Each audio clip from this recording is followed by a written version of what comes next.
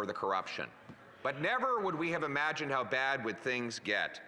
Today, I look at the newspaper headlines. Even the media is noticing how bad things are. A headline in the National Post, and I quote, "Secret RCMP report warns Canadians may revolt once they realize how broke they are."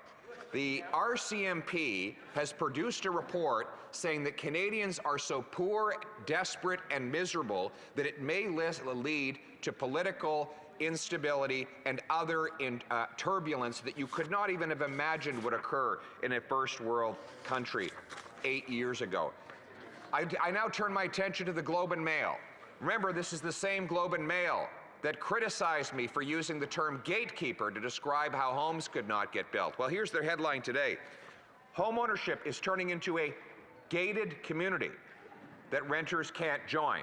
So years after saying that it was very dangerous for us to talk about gatekeepers, the Globe and Mail has now awakened to the fact that the Prime Minister in 8 years has turned homeownership into a gated community, shutting people outside of the gates. A small privileged group gets richer and richer as a growing mass of working class youth and seniors renting apartments can no longer afford any place to live. I used to warn that there were 35-year-olds living in their parents' basements. Now, that's the least of our concerns. Now we're worried that those 35-year-olds and their parents might not be able to make their mortgage payments at all.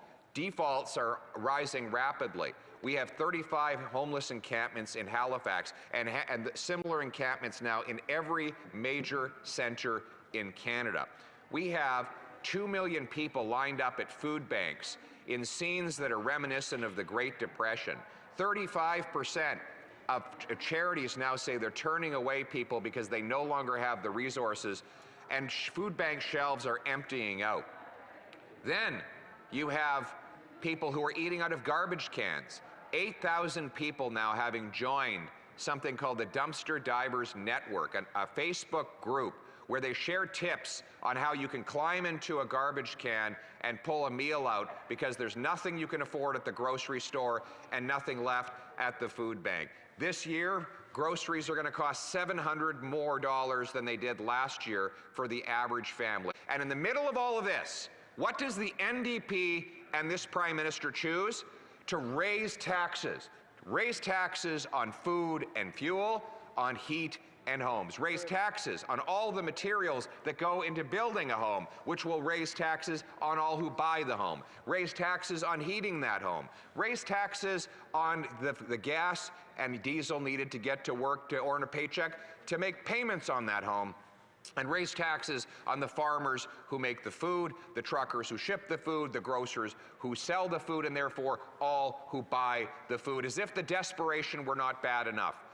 And this in light of all the evidence that has come out that now 60% of Canadians are paying more in carbon tax than they get back in rebates. A fact that I have read into this record time and time again, a fact that the Prime Minister continues to attempt to hide from, a fact that the Parliamentary Budget Officer just testified to, and a fact that we did not need all of those accurate calculations to know, because every single person who's opening their empty fridge to wonder how they're going to feed their kids already knew that fact was real.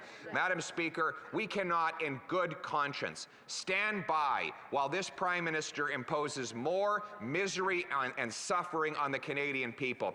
Canadians are good, they are decent, they are hardworking. They do not have to give up on the things they used to take for granted, affordable food and homes, just for the incompetence of ego of one man. He is not worth the cost. He is not worth the crime. He is not worth the corruption. He is not worth giving up the country that we knew and still love. We as common sense Conservatives are ready to restore hope in this country, but it starts with change. We rise today to vote non-confidence in this NDP Liberal government and to restore the great country that we love based on the common sense of the common people united for our common home. Your home, my home, our home. Let's bring it home.